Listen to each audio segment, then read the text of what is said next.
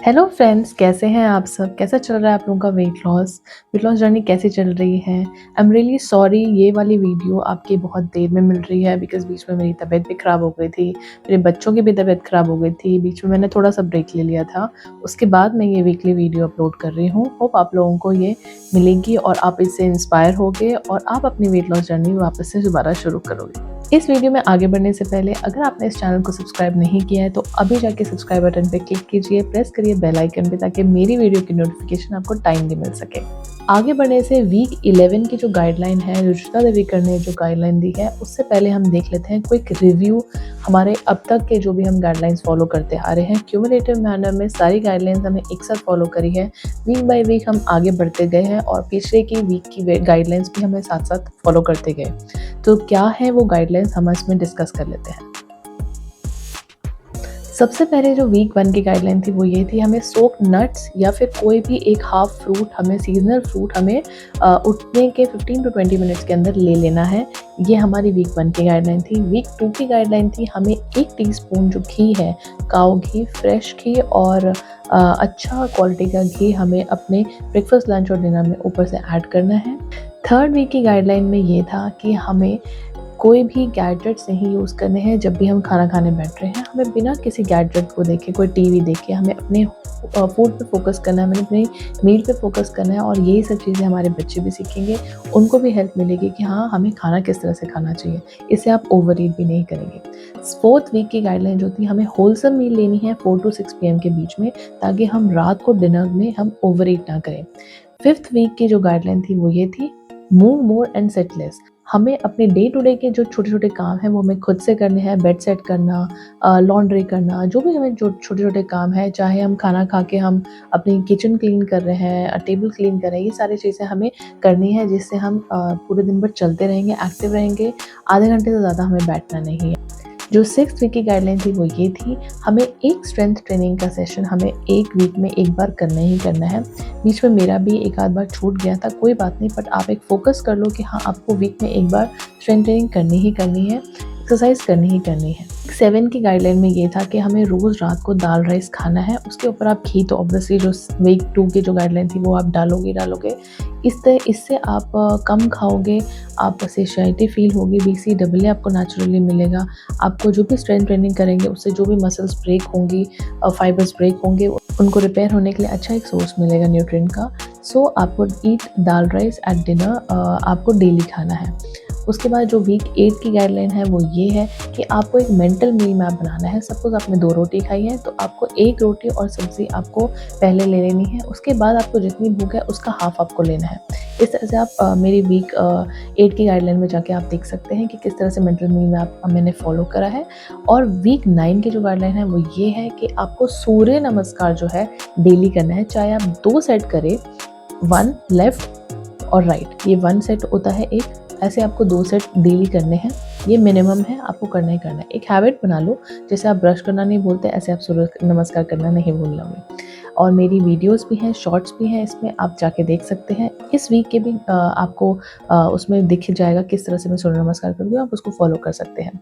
Week 10 की जो guideline है उसमें हमने होममेड शरबत बनाए थे, जो कि सीज़नल शरबत बनते हैं। जैसे अभी विंटर्स थी तो हमने आंवले का शरबत बनाया और उसके बाद कांजी बनाते हैं, ये हमारा विंटर का है। अभी गर्मी आ जाएंगी तो आप आम बना सकते हैं, आप छाछ पी सकते हैं। इस तरह के आप शरबत आप पीते रहिए, इससे आपके जो गुड बैक्टीरियाज़ हैं वो डेवलप होंगे बॉडी में, माइक्रोबायम्स डेवलप होंगे, जिस वजह से आपका गट स्ट्रॉन्ग बनेगा और जो भी सीज़नल चेंज में आपके फ्लू वगैरह होते हैं उनसे भी आप दूर भागेंगे, अगर आप ये सीज़नल शरबत अपने डाइट में डेली इंक्लूड करते हैं तो। अब ये सब तो हमने डिस्कस कर लिया कि हमारी वीक 10 तक की क्या-क्या गाइडलाइन थी। अब हम वीक 11 में आ गए हैं तो वीक 11 की गाइडलाइन डिस्कस कर लेते हैं।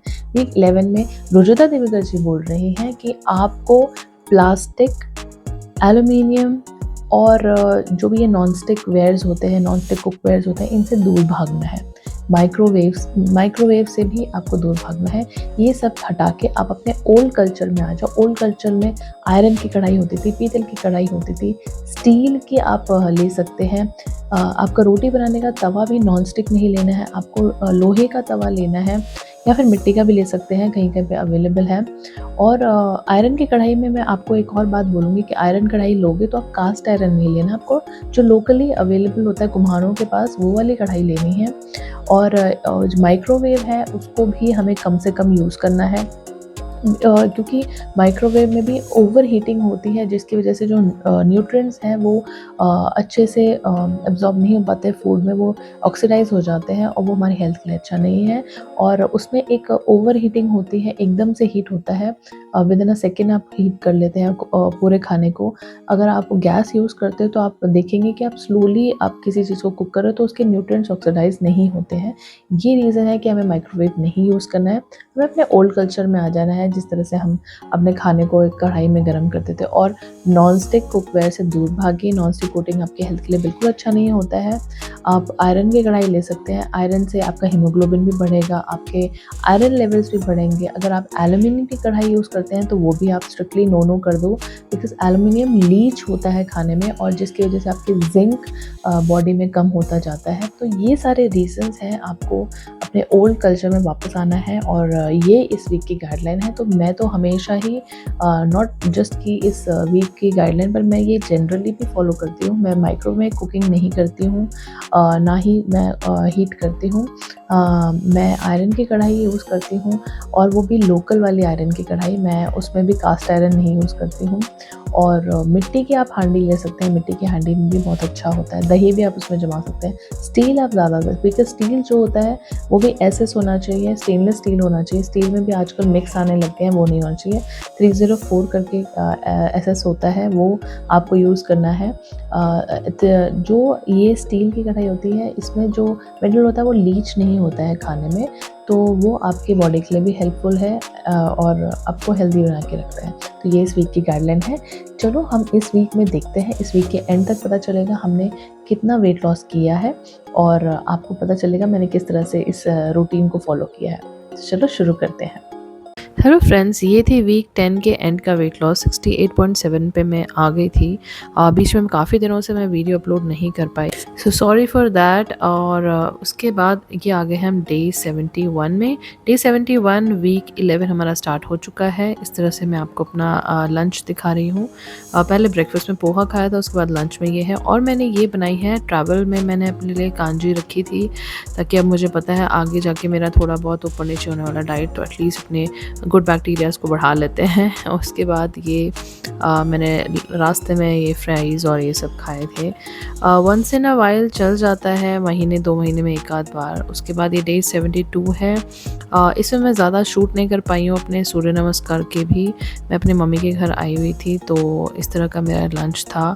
और ये देखिए मेरे बेटे को मेरे भाई कर्ल कर रहा है और ऐसे सुला रहा है, कोशिश कर रहा है। और ये देखिए मेरा बेटा और मेरा भतीजा देखो खेल रहे हैं आपस में।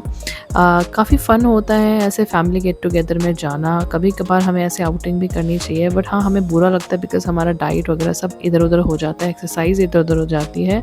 बट नेवर माइंड, ये सब भी आपको चाहिए होता है। फिर उसके काफ़ी दिनों के बाद मैंने वीडियो शूट करी थी, सो डे 73 आप मान सकते हो उसको। उसके बाद मैं सबसे पहले ये अपना काढ़ा पिया है सुबह, और उसके बाद मैंने किया है ब्रेकफास्ट, पोहा विद कर्ड। और पोहा विद कर्ड बहुत अच्छा ऑप्शन है अगर आपको चाय स्किप करनी है तो। टी आई नेवर हैव, तो इसलिए मैं दही के साथ खाती हूँ। और उसके बाद ये मेरा लंच था, सरसों का साग, मक्की की रोटी मैंने एक ही खाई है। और मैंने थोड़ा कोशिश करा है इस वीक थोड़ा डिनर में भी कम खाने की, ओवरबोर्ड नहीं हो रही हूँ मैं। ये डे 74 में आ गए हैं। एक ही पराठा खाया है, और आपको पता है मैं पराठा भी बेक करके खाती हूँ, बस रोस्ट करा और उसके ऊपर घी लगा दिया, मैं उसको तलती नहीं हूँ। और 2 सेट्स हमें सूर्य नमस्कार के डेली करने हैं। कभी कभार मैं शूट नहीं कर पाते, बट मैं कोशिश करती हूँ मैं डेली हूँ, कहीं पर भी हूँ तो मैं। और हार्डली आपको 2 मिनट लगता है, और लेफ़्ट से राइट साइड दोनों करने के बाद एक सेट पूरा होता है। तो इस तरह के 2 सेट मैंने किए हैं, आपको मैं पूरा दिखा रही हूँ किस तरह से मैं करती हूँ उसको। फास्ट फॉरवर्ड मैनर में आपको दिखा रही हूँ मैं। और कोशिश कीजिए जब भी आप सूर्य नमस्कार करें तो ब्रीथ थॉरली करते रहिए। अगर बैक पीछे जा रहे हैं तो ब्रीथ इन करना है, आगे आ रहे हैं तो ब्रीथ आउट करना है। उसके बाद ये मेरा लंच है, मटर मशरूम है और कर्ड है, कैरेट्स हैं। कैरेट्स इस सीज़न में काफ़ी अच्छे आ रहे हैं, तो मैं खूब सारे कैरेट खाए हैं इस बार मैंने। और कैरेट्स खाने से आपके हीमोग्लोबिन लेवल्स भी ठीक होते हैं, आपका गट भी बहुत अच्छा होता है बिकॉज़ फाइबर रिच होता है कैरेट। और ये मेरा डिनर है। एक्चुअली ये प्लेट में इस तरह से ऐसा लग रहा है बिकॉज़ मैं चावल बहुत कम लिए हुए हैं और दाल ही दाल डाली हुई है। उसके बाद डे 75 में आ गए। ये थोड़ा बहुत सब कुछ मिक्स कर लिया मैंने। ब्लैक कॉफ़ी और फिर बनाना पैनकेक है वो, स्वीट नहीं डालती हूँ मैं उसमें। मैं अपने बेटे को भी ऐसे ही देती हूँ। उसके बाद ये सूर्य नमस्कार की मैं आपको फ्रंट साइड से दिखा रही हूँ। इस तरह से आप कर सकते हो। मैंने पहले से और अब में अपना इतना चेंज देख लिया है कि मैं पहले सूर्य नमस्कार प्रॉपर्ली नहीं कर पाती। अब मैं अपने आप को जब आगे आते हैं तो मैं हाथों के सहारे पूरा पुशअप की तरह मैं लेके आती हूँ अपने पूरे वज़न को। और हो सकता है वज़न कम होने की वजह से भी ऐसा हो रहा हो, बट मेरी स्ट्रेंथ बढ़ी है पहले से। And this is a good sign कि डेली सूर्य नमस्कार करने से आपको क्या-क्या फ़ायदे हो सकते हैं। ये मैंने पहले ग्रेप्स खाए थे, उसके बाद डिनर में ये ब्लैक चना खाया है with very little bit of rice. उसके बाद ये डे 76 में आ गए हैं, पोहा खा रहे हैं। अगर आप पूछना चाहते हैं कि मैं रोज़ डिनर में चावल क्यों खाती हूँ, तो आपको पता होगा कि वीक 5 या 6 की एक गाइडलाइन थी कि हमें ईट दाल राइस डिनर में हमें खाना ही खाना है। तो इस तरह से मैं आपको फॉलो कर रही हूँ, इसलिए मैं रोज़ डिनर में चावल खाती हूँ। अगर मुझे लगता है बहुत भारी हो रहा है तो मैं थोड़ा कम खा लेती हूँ और घी ज़रूर डालती हूँ चावल में। ये देखिए मैंने आज भी सूर्य नमस्कार की वीडियो आपको दिखाई है। उसके बाद ये मेरा लंच है। वीक 10 की जो गाइडलाइन थी शरबत्स के लिए, सीज़नल शरबत, तो अब गर्मियाँ आ गई तो ये छाछ है। और गर्मियाँ शुरुआत है तो इसलिए मैंने कांजी भी प्रेफर करी। उसके बाद ये फ्रूट चाट। इस तरह से आप बना सकते हैं। और जो बटर मिल्क होता है वो आपके गट के लिए बहुत अच्छा होता है, प्लस आपको फुल भी फील कराता है। अगर आप कम खा रहे हो तो आप बहुत जल्दी फुल हो जाते हो। ये देखिए मैंने दाल भी बहुत ज़्यादा ली है और चावल बहुत कम है, बाउल में ले लिया है।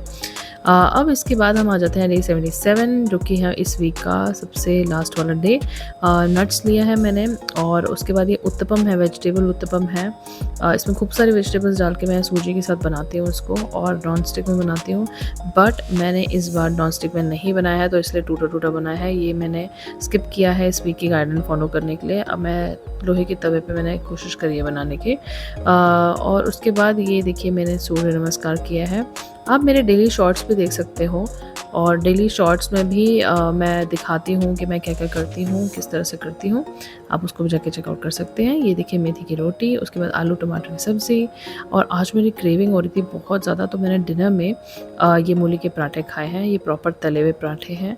और इस तरह से मैंने अपना वीक एंड किया है। और ये आ गया है मेरे वेट लॉस 67.9 पे आ गया हूँ। Very very very nice Apoorva. मैंने 68 था मेरा पिछले वीक, बीच में मैं वीडियोज़ नहीं बना पाई थी। सो 67.9, जबकि मैंने आउटिंग भी करी थी, मैंने बाहर का भी खाया था, तो it's a win win situation.